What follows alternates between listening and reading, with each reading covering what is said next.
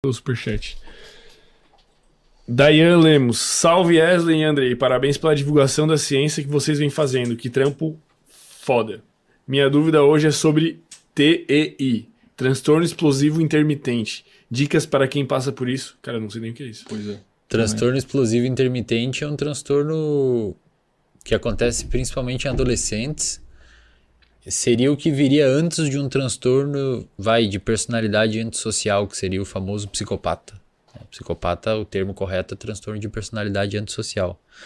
O transtorno explosivo intermitente, muitas vezes, seria o que poderia preceder esse diagnóstico, não necessariamente.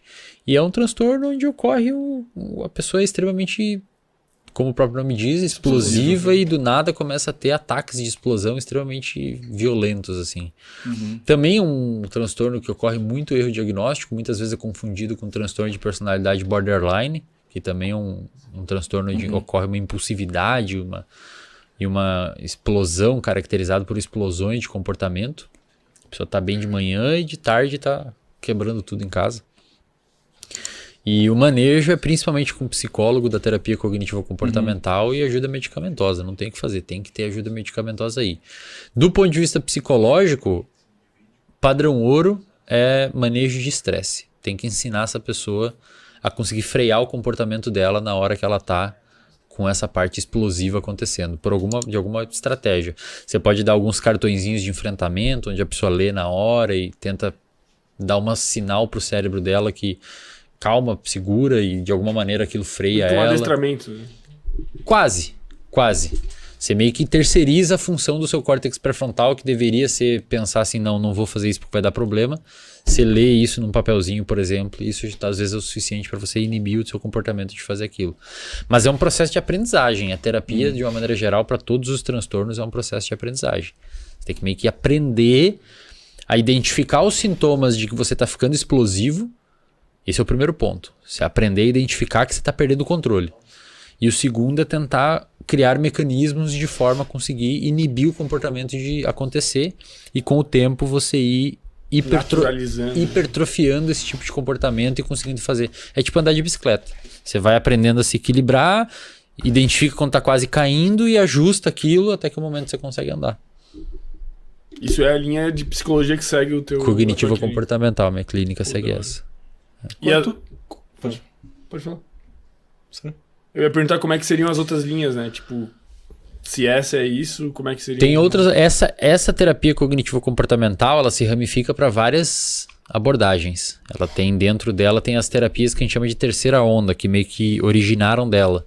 Então tem, por exemplo, a terapia comportamental dialética, que é mais direcionada para transtornos de personalidade borderline, por exemplo, ou agora transtorno de compulsão alimentar também tem sido bastante utilizado, tem bons dados.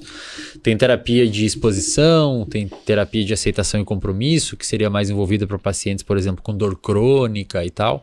Então ela se ramifica para várias. Na minha clínica, eu tenho pessoas dentro da clínica que trabalham melhor com algumas dessas terapias de terceira onda. Então chega um paciente com ansiedade, tem uma pessoa que trabalha melhor com ansiedade. Chega um paciente com compulsão alimentar, tem um ou dois que trabalham melhor com compulsão alimentar. Chega um cara com TDAH, tenho 3 pessoas hoje, que é uma demanda muito grande, trabalham com especialidade em TDAH.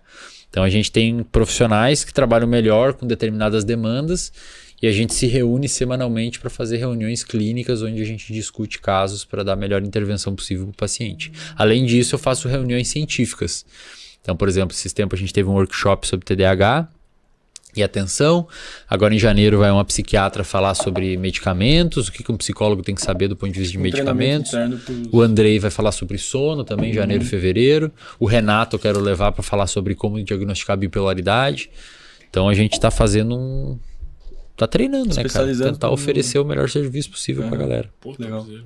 Pô, quantas, transtorno assim existe? Tu falou vários aí. Vários, cara. Vários. Fala que é uns 100. Não sei o número. Mas é uma cacetada. Tem que saber de todos. Você não precisa saber de cor, né? E tudo é abordado na faculdade, assim? Não. Muita coisa que... Responde e elabora um pouquinho melhor isso aí. Tu não gostou muito da faculdade que tu fez? Tu achou que ela aprofundou pouco? Ela deixou a desejar. Muito. Deixou muito a desejar. Mas existem outras que não deixam tanto a desejar. Hoje, infelizmente, predominantemente, é uma reclamação comum em alunos de psicologia. Tanto é que o cara abre um curso e enche, né? As pessoas pagam para fazer um curso depois da graduação. Isso é um forte indicativo de que tá faltando alguma coisa. Tá errado. Né? Com certeza. Ele é muito educado, né? Eu tava pensando esses dias, num lugar que eu almoço lá, às vezes vai uma mulher que ela fala sozinho.